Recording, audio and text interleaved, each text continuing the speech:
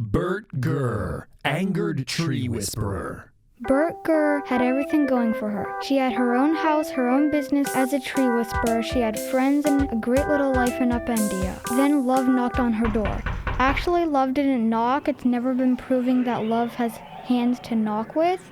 But Mayor Ensalada from Triangle City knocked. Once a year, Mayor Da would travel far from Triangle City to spread the good word about triangles and why everyone the world over should appreciate their three-sided glory. Bert had never given triangles much thought. Sure, she loved pizza slices. She often drew pictures over trees on brown sticks with green triangles, and her jack-o'-lanterns always have triangled eyes. And other than that, she was indifferent to triangles. She appreciated the mayor's message about triangles, but mostly she appreciated the mayor herself, her gorgeous lettuce hair, and her impressive business suits. Bert Gurr fell madly in love with the mayor, and not only promised to respect the triangle, she sold her home and her business, and upended her life in Upendia, and moved to Triangle City to be with the mayor. Mayor Da was happy to welcome Bert Gurr to Triangle City. Part of her mission was to increase the population of triangle-loving folks. She loved that Bert loved her. Plus, the trees in Triangle City had been sick for a long time. And a tree whisperer was just what they needed.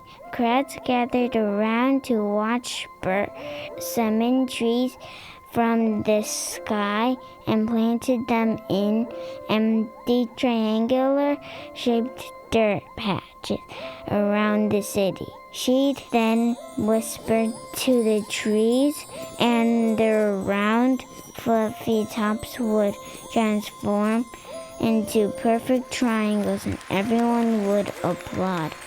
Everyone that is except for the neighbors in Square City, who saw triangles as inferior to squares. The folks in Square City booed the new trees and threw sugar cubes at the Triangle City cousins and protest. The mayor instructed her people to ignore the sugar. Let the rains melt it away. But the rains never came. Vermin, however, did, and for a short while, rats, mice, and feral horses overran Triangle City as the people in Square City continued to throw sugar cubes. There was only one logical solution: to cover Triangle City with a gigantic metal triangle pyramid. But what about sunlight and fresh air? Asked Bert Gurr to the mayor.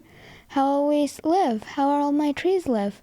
Oh, we'll be fine, my sweet Bert. We'll take artificial light from the dead triangle mushrooms, and we'll just get used to holding our breath more. Triangles will provide. As the metal pyramid was being lowered down into the city, a voice called from outside the city. Hey, hold on there a second. Don't leave me out here with all these crazy square lovers. Everyone in Triangle City looked to see the chubby white rabbit in a top hat squeezed under the metal pyramid just before it touched down. The rabbit dusted itself off, took off its triangle top hat, and bowed. People of Triangle City, I'm back. The rabbit then threw up a pile of triangle diamonds, and the residents ran to greet the rabbit and pick up a few diamonds. Who is that? asked Bert. It's Meatloaf. She's a world champion and a player. She's kind of the hero of the city. Everybody loves Meatloaf. Oh boy, the way she's also my wife. Your wife? Yup. We've been married for 15 years. Time for you to move out, Bert. Bert Gurr was crushed. She'd given up her whole life to be with the mayor, and now she was heartbroken and trapped in Triangle City. Bert got a job at Chinese Food, the only restaurant in Triangle City, which also just happened to be Meatloaf's and the mayor's favorite date spot. Chinese Food was located just below Chinese Dance, a daytime-only nightclub. Dance beats pounded all day long, and hundreds of feet moved in unison in triangular dance steps right over Bert's head while she worked. Several times a week, she'd have to serve the woman she loved various triangle Chinese foods, while her rabbit wife would throw up diamonds and regale audiences with tales of intense Uno matches all over the world.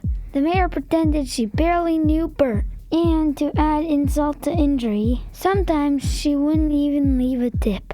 Bert grew angrier and angrier. While she was getting angry, the folks and the trees in Triangle City were beginning to get ill for the lack of sunlight and fresh air. No one seemed to care as long as Meatloaf kept throwing up diamonds, which she was more than happy to do.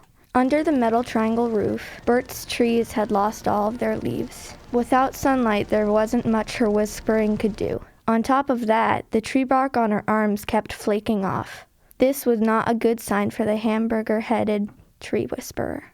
One day, while Mayor Da and Meatloaf were dining on triangle dumplings, Bert approached the mayor and implored her to have the metal cover removed from the city so that the trees and the people could have a bit of fresh air. Bert pointed out that the mayor's own lettuce hair was wilting, which Meatloaf took great offense to. You best bite your tongue, server girl, unless you want to get sliced by an Uno card. Nobody talks to my wife like that. I'm just trying to save my trees and to help your neighbors. Look at them. Everyone's coughing and pale. And the mayor's hair is wilting. I'm sorry, but it's true. Besides, I'm not just a server. I was your wife's girlfriend. I loved her and she loved me too. Meatloaf lunged at Bert Gurr and the tree whisperer ran from Chinese food, back to her triangle-shaped tree house in a sickly tree at the edge of town. Later that night, the mayor sent a letter to Bert that read, Dear Bert, sorry about earlier. Meatloaf has a short temper. You're right, I'm wilty and everybody does seem a bit ill. I'll remove the metal pyramid for 1 hour tomorrow at noon. I hope this will help your trees. Also, I probably should have told you that I was married. Whoopsie, Mayor Enchilada. The next day, everybody in Triangle City came out at noon to see the sun and to watch the tree whisperer work her magic. The pyramid was moved aside by a massive automatic robotic crane, and for a moment, the light that poured in was blinding. When everybody's eyes adjusted, Bert began summoning trees from the sky while simultaneously healing the sick trees by swirling balls of sunlight around their limbs.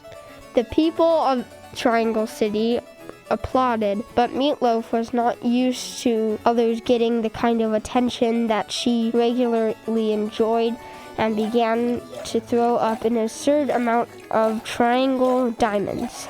No one paid attention to the rabbit, and that angered the little chubby Uno champion. As the trees were falling through the sky like arrows on a battlefield, Meatloaf went aside the mayor and called over to Bert. Hey, server girl, watch this trick. Meatloaf embraced Mayor Da and swung her backwards in a fancy dance move, and then laid a gigantic smooch on her wife's lips. Bert was furious and directed a series of trees at the obnoxious bunny. They rocketed through the sky, and just before crashing into Meatloaf, the rabbit pulled out an Uno reverse card from her triangle-shaped top hat and held it facing the incoming trees.